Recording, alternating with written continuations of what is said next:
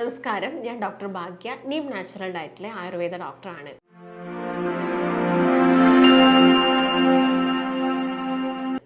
Diabetes അഥവാ പ്രമേഹം വന്ന ആളുകൾ നമ്മൾ പൊതുവെ അവരോട് പറയുന്ന ഒരു കാര്യമാണ്, നിങ്ങൾ ഡയറ്റും എക്സസൈസും ഒരുപോലെ കൊണ്ടുപോകണം. എന്തിനാണ് ഇങ്ങനെ പറയുന്നത് ഡോക്ടേഴ്സ്?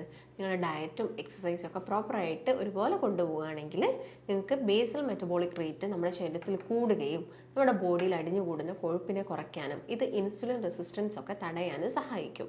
അപ്പോൾ നമ്മുടെ ഇൻസുലിൻ്റെ ആക്ടിവിറ്റി കൂട്ടാനൊക്കെ ഹെൽപ്പ് ചെയ്യുന്നതാണ് ഡയറ്റും പ്രോപ്പറായിട്ടുള്ള എക്സസൈസും. അപ്പോൾ നിങ്ങൾ ഡയറ്റ് എടുക്കുമ്പോൾ ഒരുപാട് കാര്യങ്ങൾ ശ്രദ്ധിക്കണം. നിങ്ങൾ ചുമ്മാ ഇപ്പം തന്നെ ലേറ്റസ്റ്റ് ആയിട്ട് നിങ്ങൾ പല ന്യൂസിലും കണ്ടിട്ടുണ്ടായിരിക്കാം, യൂട്യൂബിൽ നോക്കിയിട്ട് ഡയറ്റ് എടുത്തു ഓരോരോ ആരോഗ്യ പ്രശ്നങ്ങളുണ്ടായി എന്നുള്ളത്. അപ്പം അവിടെ ആ ഒരു കുട്ടിക്കാണെങ്കിലും അവർക്ക് സൈക്കോളജിക്കലി ഒരു ഇഷ്യൂസും കാര്യങ്ങളൊക്കെ ഉണ്ടായിരുന്നു. അപ്പം നിങ്ങൾ ഡയറ്റ് എടുക്കുന്ന സമയത്ത് എപ്പോഴും ഒരു അഡ്വൈസ് എടുക്കുന്നത് നല്ലതാണ്. നമ്മൾ ചുമ്മാ ഒരു ഡയറ്റ് സ്റ്റാർട്ട് ചെയ്തിട്ട് അതിൻ്റെ ഭാഗമായിട്ട് നമുക്ക് മറ്റുള്ള ഹെൽത്ത് ഇഷ്യൂസ് ഒന്നും വരാൻ പാടില്ല.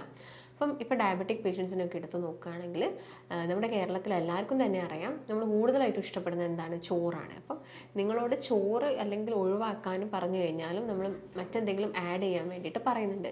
അപ്പോൾ ചപ്പാത്തി കഴിക്കാനാണെങ്കിലും മലയാളികൾക്ക് ഒരുപാട് ഇഷ്ടമാണ്. നമ്മൾ ചപ്പാത്തി കഴിക്കുന്ന സമയത്ത് 1-2 ചപ്പാത്തി അല്ല കഴിക്കുന്നത്. കാരണം നമുക്ക് ചോറ് കഴിക്കുന്ന ഒരു സാറ്റിസ്ഫാക്ഷൻ കിട്ടണമെങ്കിൽ നിങ്ങൾക്ക് മിനിമം ഒരു 3-4 ചപ്പാത്തി കഴിക്കേണ്ടി വരും. അങ്ങനെ ഇപ്പോൾ ഡയബറ്റിക് പേഷ്യൻസ് കഴിക്കുന്നുണ്ടെങ്കിൽ അവരുടെ ഇൻസുലിൻ ലെവലിൽ അല്ലെങ്കിൽ ഷുഗർ ലെവലിലൊന്നും വലിയ രീതിയിലുള്ള വ്യത്യാസങ്ങൾ ഉണ്ടാവില്ല. അപ്പോൾ നിങ്ങൾ പ്രോപ്പറായിട്ട് എന്ത് ചെയ്യണം? പ്രോപ്പറായിട്ടുള്ളൊരു ഡയറ്റാണ് ഫോളോ ചെയ്യേണ്ടത്. ആ ഒരു ഡയറ്റ് എടുക്കണമെങ്കിൽ നിങ്ങൾ ആദ്യം മനസ്സിലാക്കേണ്ടത് നിങ്ങളുടെ ഹെൽത്ത് കണ്ടീഷൻ ഇപ്പം എങ്ങനെയാണ് എന്നുള്ളൊരു കാര്യം ശരിക്കണം. അതുകൊണ്ടാണ് ഡോക്ടേഴ്സ് പറയുന്നത്, നിങ്ങളൊരു ഡയറ്റ് സ്റ്റാർട്ട് ചെയ്യുന്നതിൻ്റെ മുൻപായിട്ട് ഹെൽത്ത് ചെക്കപ്സ് എടുക്കാറുണ്ടോ, ഇല്ലെങ്കിൽ ആ ഒരു പ്രസൻറ്റ് കണ്ടീഷനിൽ നിങ്ങളുടെ ഫാസ്റ്റിംഗ് ഷുഗർ എത്രയാണ്, നിങ്ങളുടെ ലിപ്പിഡ് പ്രൊഫൈൽ എങ്ങനെയാണ് കിടക്കുന്നത്, നിങ്ങളുടെ ബ്ലഡ് പ്രഷർ എങ്ങനെയാണ് കിടക്കുന്നത്, മറ്റ് ഓർഗൻസ് അതായത് LFT അല്ലെങ്കിൽ KFT കിഡ്നിയുടെ ഫങ്ഷൻ ടെസ്റ്റ്, ഇതെല്ലാം നിങ്ങൾ ചെയ്തിരിക്കണം ഒരു ഡയറ്റ് സ്റ്റാർട്ട് ചെയ്യുന്നതിന് മുൻപായിട്ട്. ഇല്ലെങ്കിൽ പെട്ടെന്ന് തന്നെ നമുക്ക് മറ്റെന്തെങ്കിലും അസുഖങ്ങളുണ്ടോ എന്നുള്ള കാര്യങ്ങളൊന്നും മനസ്സിലാക്കാൻ പറ്റിയെന്ന് വരില്ല. പെട്ടെന്ന് തന്നെ തല ചുറ്റി വീഴാം, അല്ലെങ്കിൽ പെട്ടെന്ന് ഹൈപ്പോഗ്ലൈസീമിയ പോലുള്ള അങ്ങനെ ഷുഗർ പെട്ടെന്ന് കുറഞ്ഞു പോകാം, അല്ലെങ്കിൽ BP പെട്ടെന്ന് ഷൂട്ടാവാം. കാരണം നമ്മൾ ഒരുപാട് ചേഞ്ചസ് ആണ് ഡയറ്റിൽ വരുത്തുന്നത്. അപ്പം ഇതെല്ലാം ഒന്ന് ചെക്ക് ചെയ്യുന്നത് എപ്പോഴും നല്ലതാണ്. അപ്പം മറ്റുള്ള കൺട്രീസിലൊക്കെ നോക്കുകയാണെങ്കിലും ആ ഒരു ഡയറ്റ് എടുക്കുന്നതിന് മുൻപായിട്ട് ഇങ്ങനെയുള്ള ചില ടെസ്റ്റുകളൊക്കെ പേഷ്യൻസിന് കൊടുക്കും. കാരണം അത് പേഷ്യൻറ്റിൻ്റെ ഹെൽത്ത് ഓക്കെ ആവാനും അതുപോലെ തന്നെ നമുക്ക് കൃത്യമായിട്ടുള്ളൊരു ഡയറ്റ് കൊടുക്കാനും സാധിക്കും.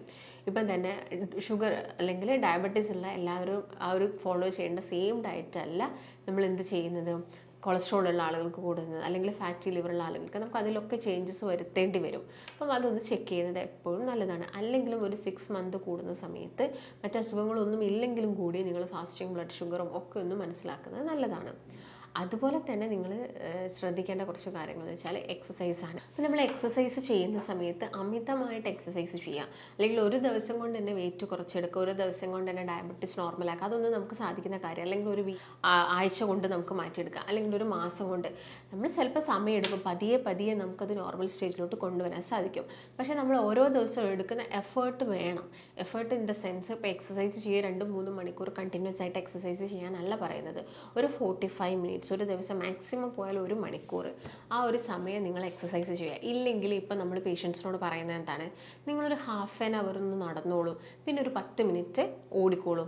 ഏറ്റവും നല്ല എക്സസൈസാണ്. നമ്മളെ ബോഡി അത്യാവശ്യം വിയർക്കുകയും ചെയ്യും, വലിയ പ്രശ്നങ്ങളൊന്നും നമ്മുടെ ബോഡിക്ക് ഉണ്ടാക്കുകയില്ല. ചില ആളുകളുണ്ട് സ്റ്റാർട്ടിങ് ഡേ തന്നെ നല്ല സ്പീഡിൽ അങ്ങ് നടക്കും. നല്ല സ്പീഡിൽ നടക്കുമ്പോൾ അവർക്ക് പെട്ടെന്ന് ആ ഒരു ദിവസം കുറച്ച് കഴിയുമ്പോഴത്തേക്കും കിതപ്പ് കൂടുകയും ഭയങ്കര അസ്വസ്ഥതയും ബോഡിക്ക് ഭയങ്കര ക്ഷീണവും കൈകാലുകൾക്ക് അമിതമായിട്ടുള്ള വേദനയും എല്ലാം തന്നെ വരും. അപ്പോൾ അതൊക്കെ നിങ്ങൾ പ്രത്യേകം ശ്രദ്ധിക്കാം.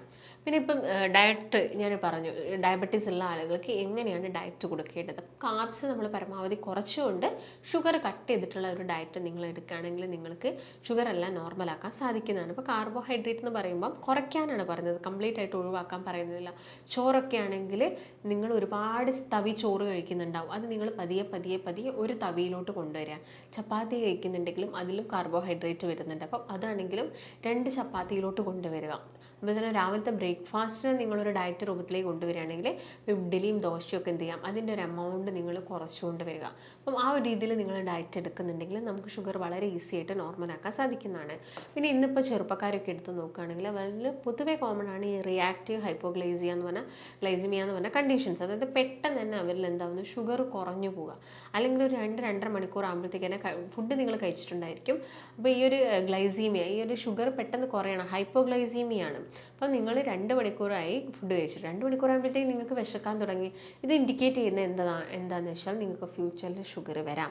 നിങ്ങൾ ചിലപ്പോൾ ഷുഗർ ആ ഒരു സമയത്ത് നോക്കുന്ന സമയത്ത് എന്തായിരിക്കും, 100-ന് താഴത്തൊക്കെ ആയിരിക്കാം ഫാസ്റ്റിങ്ങിൽ കിടക്കുന്നത്. പക്ഷേ നിങ്ങൾക്ക് ഫ്യൂച്ചറിൽ ഈ ഇൻസുലിൻ റെസിസ്റ്റൻസ് എന്ന് പറഞ്ഞ കണ്ടീഷൻസ് വരാനുള്ള ചാൻസസ് ഒരുപാട് കൂടുതലാണ്. അപ്പം അതൊക്കെ നിങ്ങൾ ശ്രദ്ധിക്കുക. അപ്പം ഡയറ്റ് എടുക്കുമ്പോൾ എന്തായിരിക്കണം, കൃത്യമായിട്ട് പ്രോപ്പറായിട്ടുള്ള. പിന്നെ അതിൻ്റെ കൂടെ നമുക്ക് നമ്മുടെ വീടുകളിലുള്ള ആൻറ്റി ഓക്സിഡൻസ് ഒക്കെ ഉപയോഗിച്ചിട്ട് നമുക്ക് കഴിക്കാവുന്നതാണ്. അതായത് ഇപ്പം കറുവപ്പട്ടയോ അല്ലെങ്കിൽ ഇഞ്ചിയോ മഞ്ഞളോ നമുക്ക് കഴിക്കാം. പക്ഷേ ഏത് സപ്ലിമെൻറ്റോ ഏത് നമ്മൾ ഒറ്റമൂലി എടുക്കുന്നുണ്ടെങ്കിലും അതിനും ഒരു ലിമിറ്റേഷൻ ഉണ്ട് ടൈമിൽ. നമ്മൾ അമിതമായിട്ട് ഒരുപാട് കാലമൊന്നും കഴിക്കാൻ പാടില്ല.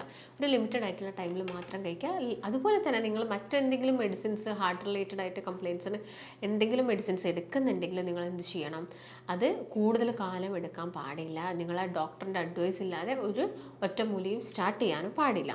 അപ്പം ഈ കാര്യങ്ങളൊക്കെയാണ് നിങ്ങൾ മെയിനായിട്ടും ശ്രദ്ധിക്കേണ്ടത്. പിന്നെ ഞാൻ നേരത്തെ പറഞ്ഞ പോലെ തന്നെ എക്സസൈസിൽ ഇപ്പോൾ നിങ്ങൾക്ക് സ്വിമ്മിങ് ആണ് ഇഷ്ടമെങ്കിൽ അത് ചെയ്യാം, സൈക്ലിംഗ് ആണ് ഇഷ്ടമെങ്കിൽ അത് ചെയ്യാം, സൂംബ ഡാൻസ് കളിക്കുന്ന ആളുകളുണ്ട് അത് ചെയ്യാം. വീട്ടിൽ കൂടെ നിങ്ങൾക്ക് നടക്കാം. നിങ്ങൾ റോട്ടിൽ തന്നെ ഇറങ്ങി നടക്കണമെന്നില്ല. നമ്മളെ വീടിനുള്ളിൽ ഒരു സ്പേസ്, നമ്മൾ ഉണ്ടാക്കിയെടുക്കുന്ന സ്പേസിൽ നമുക്ക് ഒരുപാട് എക്സസൈസും വർക്കൗട്ടും കാര്യങ്ങളൊക്കെ ചെയ്യാം. അപ്പം ആ ഒരു രീതിയിൽ നിങ്ങൾ എക്സസൈസും ചെയ്യുന്നുണ്ടെങ്കിൽ നിങ്ങൾക്ക് ഷുഗറൊക്കെ വളരെ ഈസി ആയിട്ട് നോർമലാക്കാൻ സാധിക്കും. പിന്നെ ഷുഗർ പേഷ്യൻസിന് കഴിക്കാൻ പറ്റുന്ന ഭക്ഷണങ്ങൾ ഒരുപാടുണ്ട്. ഇറച്ചിയും മീനും മുട്ടയൊന്നും ഷുഗറുള്ള ആളുകൾ കഴിക്കുന്നതുകൊണ്ട് യാതൊരു പ്രശ്നവുമില്ല. പക്ഷെ ഒന്നും അമിതമാവരുത്. നിങ്ങൾ ലിമിറ്റഡ് ആയിട്ടുള്ള ഒരളവിൽ തന്നെയായിരിക്കണം കഴിക്കേണ്ടത്. ഇപ്പോൾ ഷുഗറുള്ള ആളുകൾ ചിലപ്പോൾ അവർക്ക് അതുമായിട്ട് അസോസിയേറ്റഡ് ആയിട്ട് ചിലപ്പം BP അല്ലെങ്കിൽ കൊളസ്ട്രോൾ കൂടുതലായിട്ടൊക്കെ നിൽക്കാം. അപ്പോൾ അവരെന്ത് ചെയ്യുക, ഈ റെഡ് മീറ്റിൻ്റെ ഉപയോഗമൊക്കെ കുറയ്ക്കുക, കൂടുതൽ സോൾട്ട് അടങ്ങിയ ഫുഡുകൾ കഴിക്കുന്നതൊക്കെ കുറയ്ക്കുക, ഈ പപ്പടം അച്ചാർ അമിതമായിട്ട് കഴിക്കുന്നതൊക്കെ കുറയ്ക്കുക. പിന്നെ അതിന് പകരം നിങ്ങൾ നല്ല പ്രോബയോട്ടിക്സ് ഒക്കെ കഴിക്കുക. നിങ്ങൾക്ക് ചോറ് തലേ ദിവസം രാത്രി വെള്ളത്തിലിട്ട് വെച്ചിട്ട് ആ ഒരു ചോറ് കഴിക്കുന്നത് കൊണ്ട് അല്ലെങ്കിൽ കഞ്ഞിയായിട്ട് രാവിലെ കഴിക്കുന്നതുകൊണ്ടൊന്നും യാതൊരു പ്രശ്നവുമില്ല. തൈര്, അധികം പുളിപ്പില്ലാത്ത തൈര്, വാഴത്തട്ട, വാഴപ്പിണ്ടി പോലുള്ള നല്ല പ്രീ ഫൈബേഴ്സ് ഇതെല്ലാം നിങ്ങളുടെ ഭക്ഷണത്തിൽ ഉൾപ്പെടുത്തുക.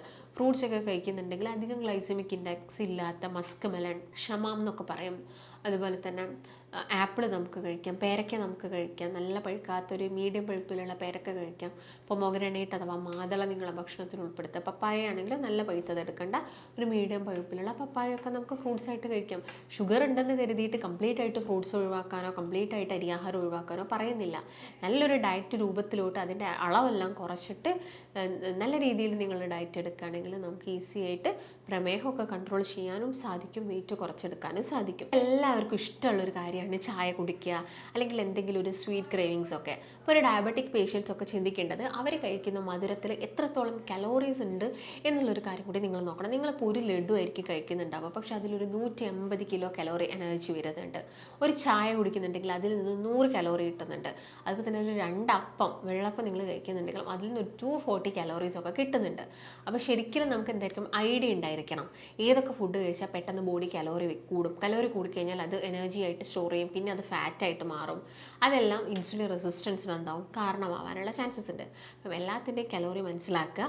അതിന് പകരമായിട്ട് നമുക്ക് ഒരുപാട് ഓപ്ഷൻസ് ഉണ്ട് കഴിക്കാൻ. അപ്പോൾ എനിക്കൊന്നും കഴിക്കാൻ പറ്റില്ലേ, ഒരിക്കലല്ല, നമുക്ക് കഴിക്കാം. നമ്മുടെ ഷുഗറൊക്കെ കൺട്രോൾ ലെവലിലാണെങ്കിലും നമുക്ക് വെള്ളപ്പം കഴിക്കുന്നത് കൊണ്ടോ ഇഡ്ഡലി കഴിക്കുന്നതുകൊണ്ടൊന്നും യാതൊരു പ്രശ്നവുമില്ല. അതിപ്പോൾ ഞാൻ നേരത്തെ പറഞ്ഞില്ലേ, നമ്മുടെ ഭക്ഷണ രീതിയിൽ നമ്മളൊരു ഡയറ്റ് ഫോമിലോട്ടാക്കുക, അതാണ് ഏറ്റവും ബെസ്റ്റ് ആയിട്ടുള്ളത്.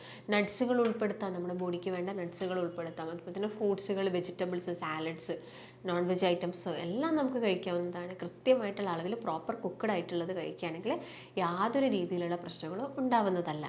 അപ്പോൾ കൂടുതലായിട്ട് പ്രമേഹ രോഗികളൊക്കെ മെഡിസിൻസ് എടുക്കുന്നവരായിരിക്കാം, അവർക്ക് അതിൻ്റെ സൈഡ് എഫക്ട്സ് ഉണ്ടായിരിക്കാം. ഈ നെർവ്സ് കംപ്ലയിൻറ്റ്സ്, ന്യൂറോപ്പതി പോലുള്ള കംപ്ലയിൻറ്റ്സ് ഒക്കെ കോമൺ ആയിട്ട് കണ്ടുവരാം. അപ്പം ഇങ്ങനെയുള്ള കംപ്ലയിൻറ്റ്സ് ഒക്കെ നമുക്ക് എന്ത് ചെയ്യാൻ പറ്റും, മാറ്റിയെടുക്കാൻ സാധിക്കും നല്ല ഹെൽത്തി ആയിട്ടുള്ളൊരു ഡയറ്റ് ഫോളോ ചെയ്യുകയാണെങ്കിൽ.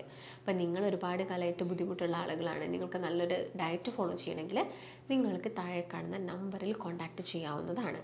അപ്പോൾ നിങ്ങൾക്കും ഈ ഒരു ഡയറ്റിൽ ജോയിൻ ചെയ്യാൻ താല്പര്യം ഉണ്ടെങ്കിലും അതുപോലെ തന്നെ എന്തെങ്കിലും സംശയമാണെങ്കിലും ഒക്കെ കോൺടാക്റ്റ് ചെയ്യാവുന്നതാണ്.